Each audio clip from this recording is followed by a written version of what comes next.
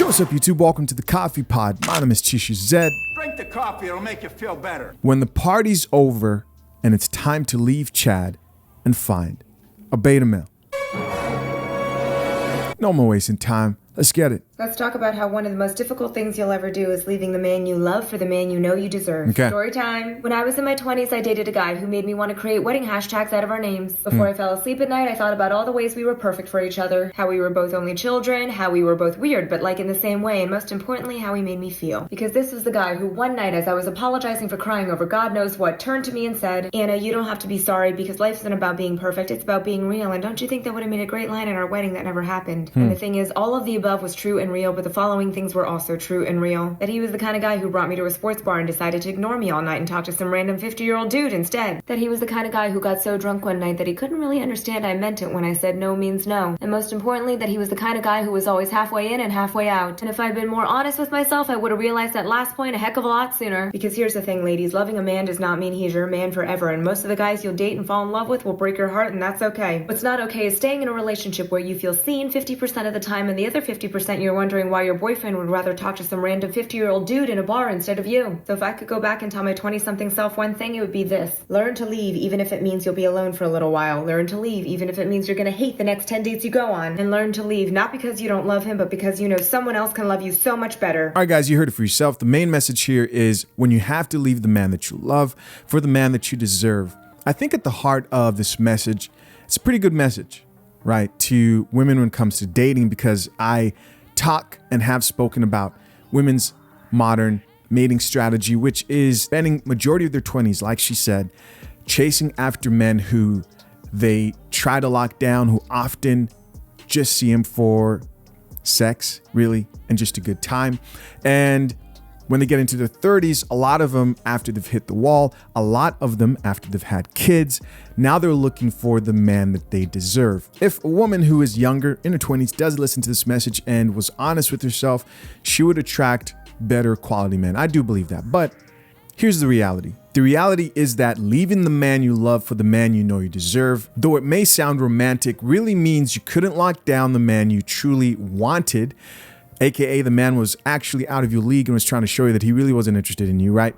And as your biological clock was ticking and you could see that wall in the distance, you decided to wise up. You decided to lock down the man you don't necessarily love like you did Chad, but you deserve. Drink the coffee, it'll make you feel better. The truth is, this is simply a woman becoming realistic when it comes to her dating options and what she wants out of relationships. The unfortunate thing is, like I mentioned earlier, hopefully when you get to that point in your life, you're not going to men who you think know how to love you right, with a child, being a single mother, or with trauma, emotional damage from this culture that encourages all to just date recklessly, and also not going into that situation of trying to be more realistic with life and dating when you've hit the glorious wall. Because most modern women realize this lesson far too late into life, that life is not about feelings, of course, and neither are relationships. Relationships are challenging and they're serious. And the bitter truth is, if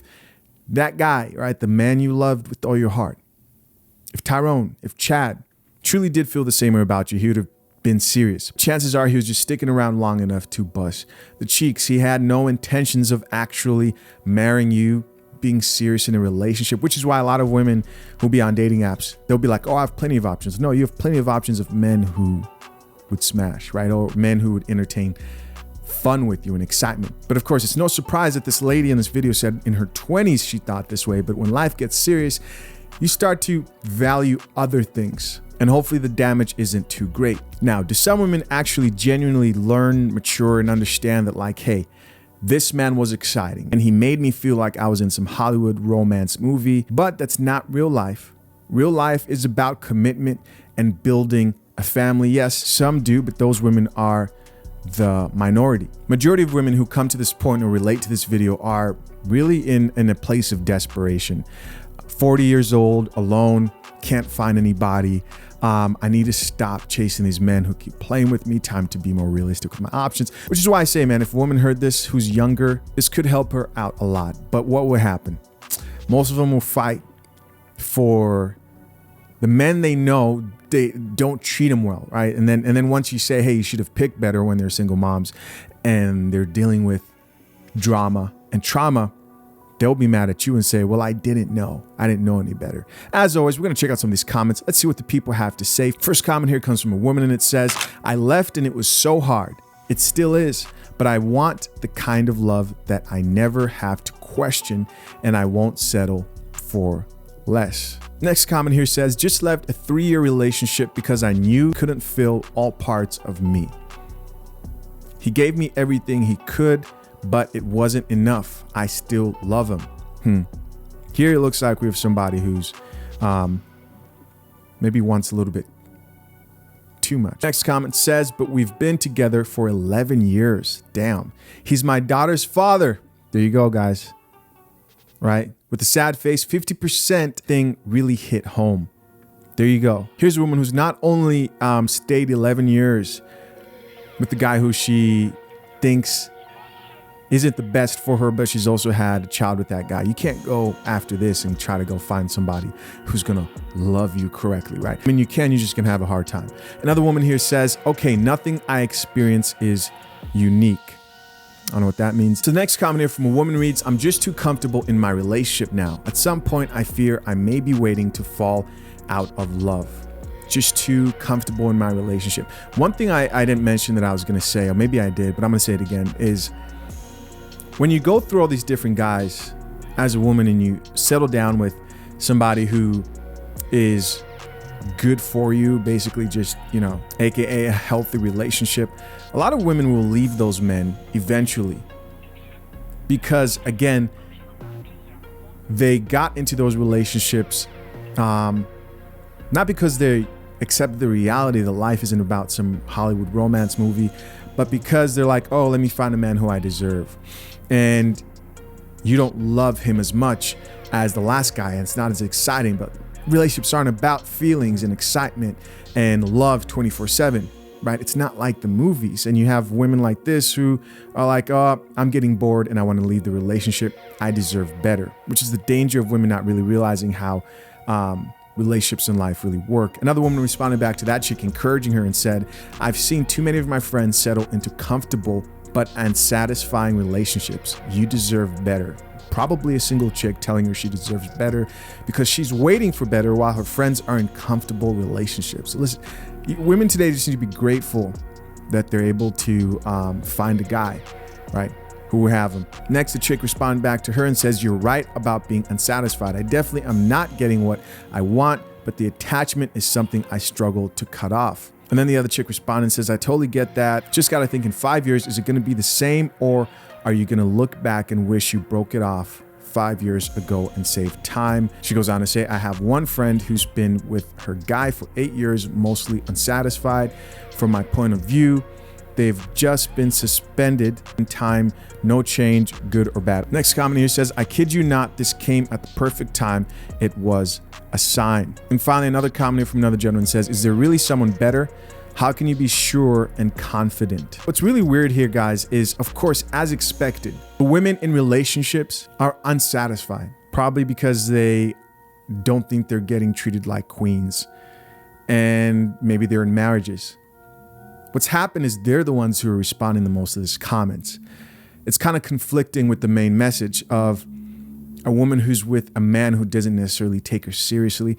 Most of these women sound like they're just in normal relationships. What's wrong with being in a normal relationship? It makes sense though, because the women who are out there wilding, riding the CC on the streets, they're going to watch a video like this and be like, and skip it. The women who respond are going to be women who are ready to leave relationships, who think they can do better. For example, this woman who responded back to that comment and said, anyone who isn't willing to give you 100 isn't the best. Damn. Goes on to say, I'd rather be alone than not have the best person for me, is what I assume she was trying to say there. And don't worry, you might get your wish. Drink the coffee, it'll make you feel better. Another woman responded back to that chick and says, what if he does give you 100%? He's perfect and so considerate and gives me everything. How do I know he's it? Wait, what? If he gives you 100% and he's perfect and so considerate, how do I know he's it? What is it you're looking for? That it, of course, is What's missing? That thrill of excitement, right? It's not always going to be exciting, man. Another chick responded back to that chick and said, if you're questioning the perfect guy, then take a look at yourself instead and see if he needs you. Not in a mean way. I swear she has to give that disclaimer. This is incredibly an unexpected thread here in conversation. She went on to say, if you love him and he loves you, I don't see why you'd ask. Keep building the connection and make it strong. You create each other's soulmates together. Followed by this final message. It says, okay, makes sense. I overthink so much. Yo. This chick was ready to get rid of a perfect guy. All because just based on the possibility that he's not it. What's it? It's this idea that women and men, unfortunately, think that soulmates exist. They don't. They don't. You know who it works with? It works with the person who's willing to make it work with you, who's willing to work with you. No such thing as a soulmate, my friend. I'm sorry to burst any of you guys' bubbles who've been sucking on those blue pills and drinking tea. No, I'll have a tea, actually. As always, man, I'm curious to know what you think. Comment down below. I appreciate you for checking out yet another episode of The Coffee Pod. Till next time, I'm out. Peace.